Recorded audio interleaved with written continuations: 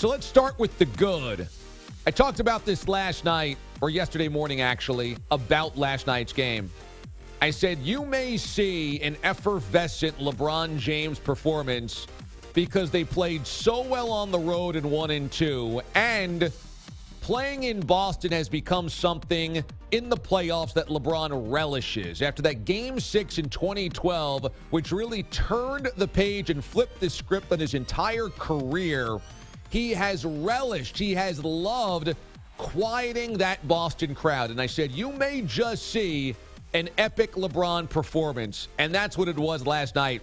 Right out of the gate, LeBron ripped the hearts out of all of the Celtics fans and the Celtics players and coaches. And the Cavs were so crisp, executed so well, had all of that urgency and just jumped up on top of it and didn't let it become a game. It was a great performance from a great team in an instance where they knew, hey, let's close this thing out and not give the inferior opponent any types of hope. The other good was the action, back and forth, how competitive it was in the Ottawa-Pittsburgh game. My goodness, did they leave it all on the line? The compete level pinned at a 10. And for the action in first overtime and then second overtime, it was breathtaking, up and down the ice. All types of shots, all types of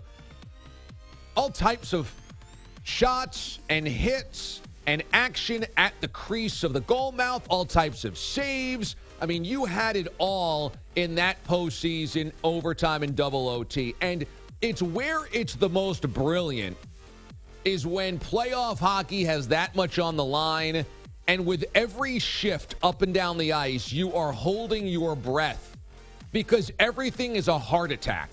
Whether you're on defense or you're on offense, every rush down the ice is a heart attack. It was awesome. And the Penguins rise to the occasion because the Penguins end up being the championship-laden team that finds a way to win and puts all that star power on the ice and just figures it out.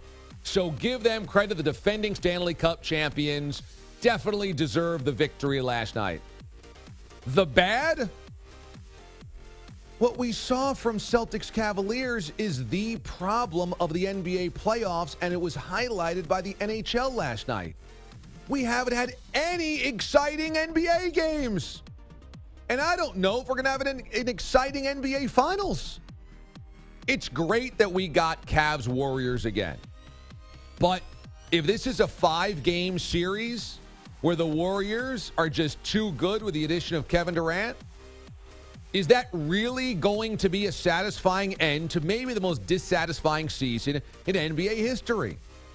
I understand if you're a Warriors or a Cavs fan, you don't care. You cruised.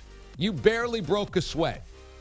But the Warriors didn't lose a playoff game, and the Cavs lost one. And the Eastern Conference Finals, they won 3 of their games by 25 points or more. That is just such a terrible playoffs. It is now the end of the worst NBA playoffs ever. And when you watch what happened last night in Pittsburgh, Penguins and Senators, one team is the defending Stanley Cup champion. Another team is a young upstart squad that wasn't supposed to get this far, that nobody figured would be there. And it was still good enough to get to double overtime at Game 7. That would never happen in the NBA. And Adam Silver, who I love as a commissioner, should have been watching with both eyes the hockey last night and go, how do we make our league like that? Because the NBA playoffs were a snooze right through. And the NHL playoffs were fantastic right through.